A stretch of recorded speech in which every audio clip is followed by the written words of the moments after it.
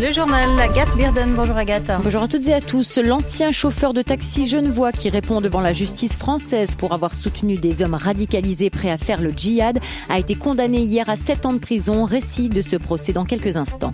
Au Liban, hier, des manifestations ont dégénéré à Beyrouth. Des combats de rue ont éclaté. S'en sont suivis des tirs nourris qui ont fait 6 morts. Les habitants ont eu peur, très peur. Nous entendrons le témoignage de Majid. Dans le Jura, la Damascine cuvée 2021 risque d'être une denrée rare. Les producteurs sont très clairs. Les récoltes de Damascine, cette variété de prunes, sont catastrophiques cette année à cause de la météo du printemps et de l'été dernier. 7 ans de prison, le tribunal correctionnel de Paris a condamné hier un ancien chauffeur de taxi genevois à 7 ans de prison pour des faits de terrorisme. Ce franco-tunisien expulsé de Suisse en 2017 a été reconnu coupable pour avoir fédéré et soutenu à Genève et en France voisine des hommes radicalisés prêts à faire le djihad armé en Syrie. L'avocat du prévenu a plaidé en vain son acquittement. Marc Menichini, les juges ont choisi de suivre les arguments du parquet antiterroriste français. En rendant son verdict hier soir, le président du tribunal correctionnel de Paris a très brièvement mentionné plusieurs éléments retenus contre l'ancien chauffeur de taxi. Sa participation à un cours sur les techniques d'égorgement avec d'autres membres du groupe, 2 tentatives de départ sur zone ou encore la visite régulière à un stand de tir et la possession, certes légale, d'armes à feu. Bref, un faisceau d'éléments renforcé, toujours selon les juges, par les propos accablants tenus par 3 ressortissants suisses ayant participé à ce groupe de radicalisés. La défense n'a eu de cesse de disqualifier ces témoignages parlant de mensonges. L'avocat du prévenu a aussi tenté de prouver le caractère tout à fait normal des voyages incriminés, des déplacements effectués au grand jour sans aucune forme de clandestinité, a-t-il insisté en plaidant l'acquittement. La procureure, elle, de son côté, a requis 8 ans d'emprisonnement. Vu la gravité des faits, les juges ont finalement choisi de s'arrêter à une peine de 7 ans de prison. Et l'ancien chauffeur de taxi, tout comme le parquet antiterroriste français, ont 10 jours pour faire appel contre ce jugement. La piste d'un acte terroriste islamiste est privilégiée. Déclaration des services de sécurité norvégiens après l'attaque d'un homme armé d'un arc et de flèches mercredi soir dans la ville de Kongsberg. Le tireur de 37 ans qui a reconnu les faits est un citoyen danois converti à l'islam et suspecté de radicalisation. 5 personnes sont mortes. Au Liban, des affrontements sanglants ont fait 6 morts hier à Beyrouth. Une fusillade a éclaté en marge d'une manifestation contre le juge chargé de l'enquête de la double explosion au port de Beyrouth. Les manifestants répondaient à l'appel du Hezbollah et de ses alliés. Des combats de rue ont eu lieu, puis les tirs se sont intensifiés. Écoutez le témoignage de Majid, un habitant de 62 ans. Mes enfants ont eu très peur. On a entendu des tirs à l'arme légère et à l'arme lourde. La rumeur a couru aussi que des gens vandalisaient dans la rue. L'armée a tardé à intervenir. Elle aurait dû se déployer dès la veille des incidents, car on sentait déjà que la situation était tendue. Jusqu'à maintenant, je ne me sens pas en sécurité. On ne peut pas être en sécurité tant qu'il y a des gens armés. Notre situation est très difficile. Les gens sont déjà épuisés, stressés par la crise économique et financière au Liban. Mes enfants ont quitté le quartier pour se reposer des tirs, du bruit.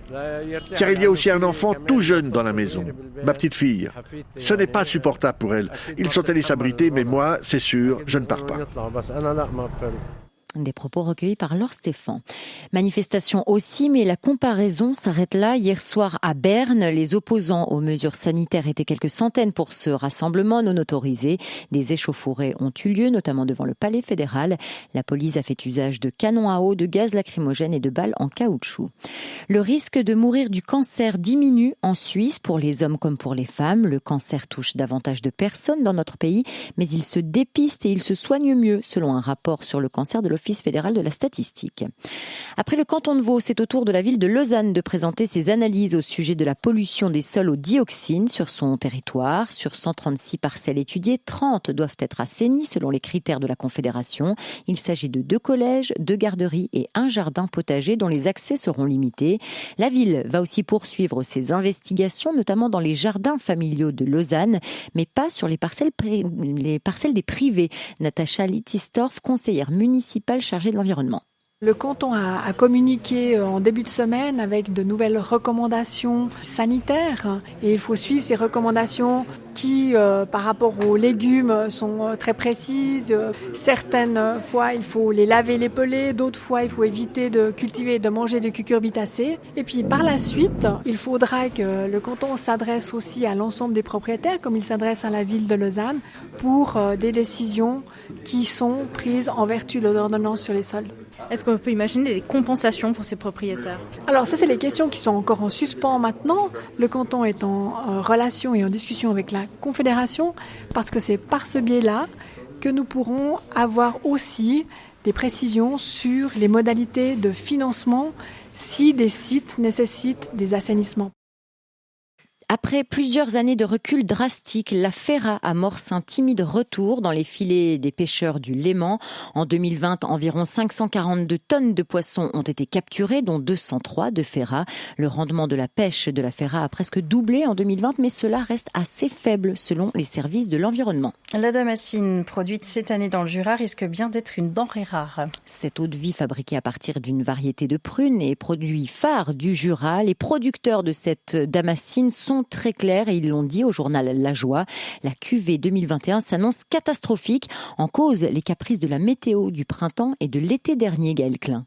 Les chiffres relevés par l'hebdomadaire sont éloquents. Sur les hauteurs de Porrentruy, Alain Perret, qui s'occupe de la plus grande plantation de damascine en Ajoie, a récolté 3 tonnes de fruits contre 40, 45 ou même 50 tonnes certaines années. Un autre producteur à Jouleux n'a rempli que 2 tonneaux de 100 litres, lui qui avait récolté 4 tonnes de damascine en 2018, une très bonne année.